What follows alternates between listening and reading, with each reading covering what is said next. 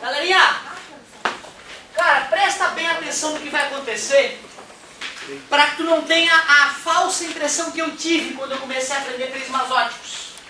Eu vou te confessar que assim, eu tinha simpatia pelo professor que dava aula de física.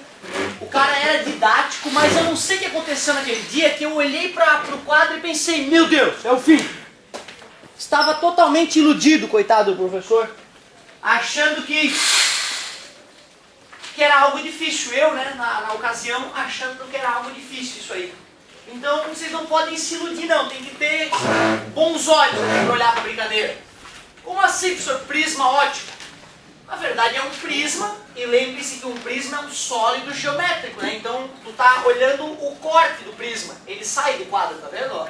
Ele sai do quadro aqui. Pode ser de vidro esse nosso prisma. Coisa mais marcante de um prisma é esse ângulo aqui, ó, chamado de ângulo de abertura ou ângulo de refringência. Ângulo de abertura, também conhecido como ângulo de refringência. E como nós estamos na ótica, é claro que nós vamos ter que fazer um raio de luz atravessar esse prisma. Um raio de luz chega então, atinge a primeira face do prisma. Aqui está a reta normal. E como ele vem do ar para o vidro, por exemplo, ele se aproxima da normal. Professor, a normal está meio... Esse ângulo não pode ficar no outro lado. Ora, mas vocês foram chato com a normal ali, né? Para 89 graus. Ora, brincadeira, mas tudo bem. Melhorou. Sacanagem. Tá? Professor, Beleza? Agora tá com 89. esse ângulo A não pode ser embaixo também. Como é que é? Como é que é? Aquele ângulo A não pode ser embaixo. Sim, só que aí eu viraria o prisma. Beleza? Então se o ângulo A estiver aqui, eu faço assim. Ele vai sempre estar ali em cima. Beleza? Isso que é importante, isso que é bacana. Se tu for analisar o ângulo como sendo esse, aí a luz entraria por aqui, ó. Então tu sempre pode deixar o ângulo A ali em cima, que é o importante. E aí, na hora que a luz está no vidro e vai passar para o ar, a velocidade vai e ela se afasta normal. Tudo bem para vocês até agora? Fiz alguma coisa de absurdo? Uma coisa nova? Não, talvez um prisma em si, mas né, nada de fisicamente novo. Eu vou chamar esse ângulo de incidência na primeira face. Vou chamar esse ângulo de refração na primeira face. Vou chamar de I1 e R1. Viu? Esse ângulo aqui é o ângulo de incidência na segunda face, não é? É, mas eu vou chamar de R2. Não, peraí. Tu falou que é um ângulo de incidência? Sim, ângulo de incidência na segunda face. Mas eu vou chamar de R2. Eu pensei a mesma coisa comigo. Filho da puta, pensei no dia. Mas calma, pô, né? Vamos ser humildes, certo? Deve ter algum motivo para isso acontecer, né? Deve ter um motivo para isso acontecer. Como é o nome deste ângulo? Ângulo de refração na segunda face. Porém, o nome dele é I2. Vai entender. Show de bola. Eu também fiquei mal dizendo o coitado que inventou isso, mas depois eu percebi que ele estava certo. Então, vamos se acalmar. Professor, o que é ângulo de emergência? É o ângulo de saída. Então, esse aqui é um ângulo de emergência. Sem problema nenhum. O ângulo de refração. Seria uma coisa como o ângulo de refração. Né, de saída do sistema óptico, né? Por isso que emerge, emergência. Esse negócio que tu botou de R é porque se fosse do outro lado, seria um modelo. Como é que é? Como é que é? Se a luz estivesse chegando do outro lado, varia. Isso, exatamente. Eu sempre considero a primeira face onde a luz bate primeiro e a segunda face onde ela bate por segundo. Só que se a luz tivesse vindo de lá, eu poderia fazer assim com o prisma. E sempre desenhar dessa. Esse que é o bacana, cara. Esse que é o bacana. Tu, quando percebe que uma situação é genérica, tu pode sempre usar ela, mesmo que não corresponda restritamente à realidade daquela situação. É uma pergunta muito similar à do colega e pergunta importante. Só em prisma que acontece isso aí, não podia ter outra forma aí embaixo. Oh. Quebrou aqui, pá. Não, pode chutar. Pode ser assim também. Tá? Sem problema, galera. Essa já é uma colocação, né, que não ajuda muito. De qualquer maneira, eu entendi a colocação do colega. Pronto, esse é o meu novo prisma. Beleza?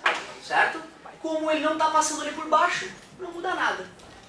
Galera, o que eu quero te mostrar é o seguinte, para a gente não travar em coisas bobas, vamos lá, vamos avançar então. Se esse raio tivesse passado reto, ele seguiria para lá, não é isso?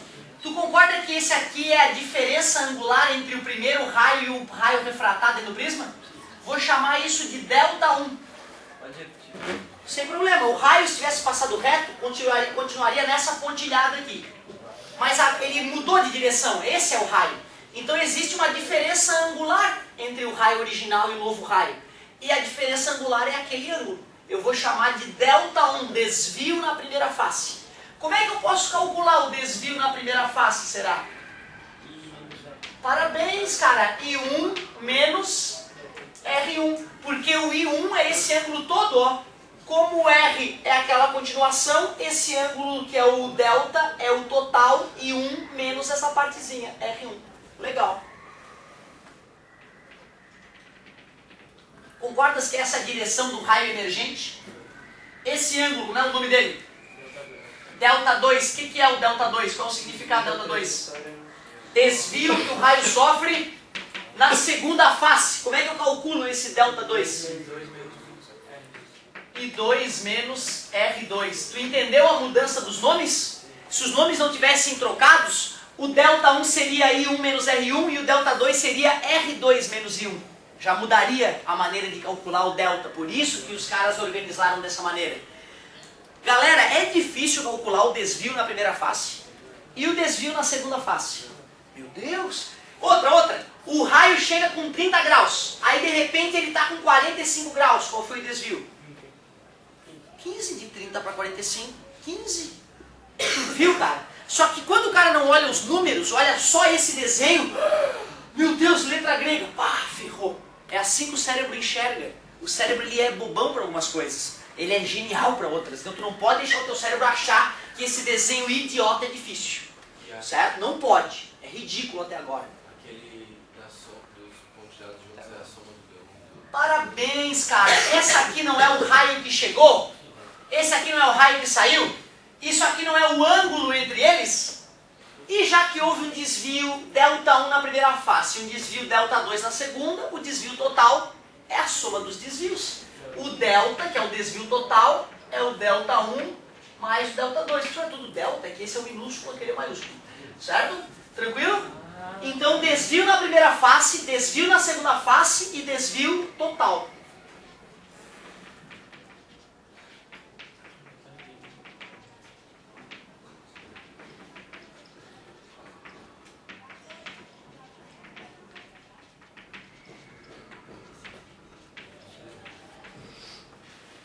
Nada demais até agora, né, galerinha? Desvio na primeira face, desvio na segunda face, desvio total. Até agora nada demais. Agora deixa eu ver uma coisa. Ó, aqui ó.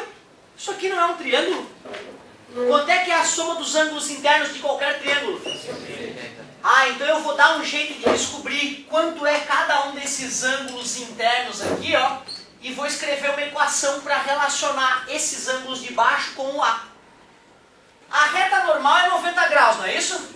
Esse cantinho aqui é o R1. Então quanto é que é esse ângulo branco? Esse ângulo branco? 90 menos R1, muito obrigado. 90 menos R1. Que ângulo branco é esse outro aqui então? Parabéns, analogamente é 90 menos R2, já que a soma dos ângulos internos de qualquer triângulo é 180, A, que é o ângulo de abertura ou refringência, mais 90 menos R1, mais 90 menos R2 é igual a 180. 90 mais 90 vai eliminar o 180 do outro lado. Menos passa, o ângulo de abertura é igual ao ângulo de refração na primeira face mais o ângulo de incidência na segunda. Tu viu como ficou bonitinha a fórmula do A? R1 mais R2. R1 mais R2. Já que os R são os ângulos que a luz faz com a reta normal na parte interna do prisma. Né? Então essa equação aqui, por enquanto, é a mais importante dos prismas. O ângulo de abertura sempre será o R1 mais o R2. Aliás, pensa comigo. Se eu quero calcular o desvio total, uma outra maneira de raciocinar é fazendo assim. O desvio total é o desvio na primeira mais o desvio na segunda. Quem é o desvio na primeira? I1 menos R1. Quem é o desvio na segunda?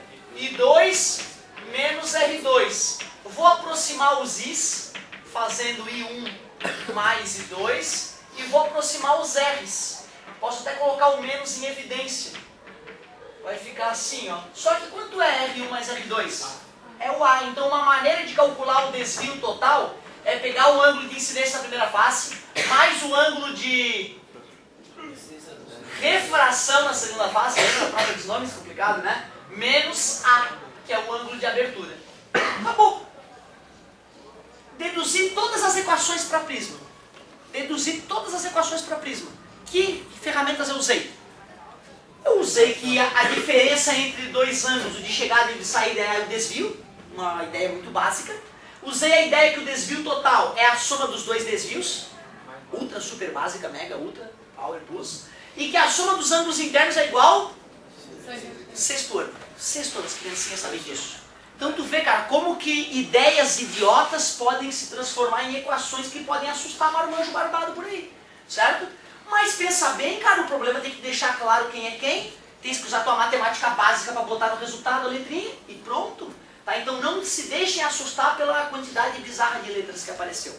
Fala, meu querido. A gente vai só trabalhar com os prismas que só tem esses prismas que são triângulos, não tem esses prismas que cortado é um paralelogramo.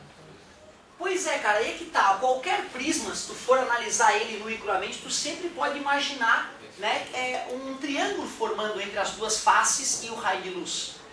Porque pensa bem, ó, mesmo que aqui fosse qualquer coisa, não ia interferir. O que importa é o ângulo das faces, concordas comigo?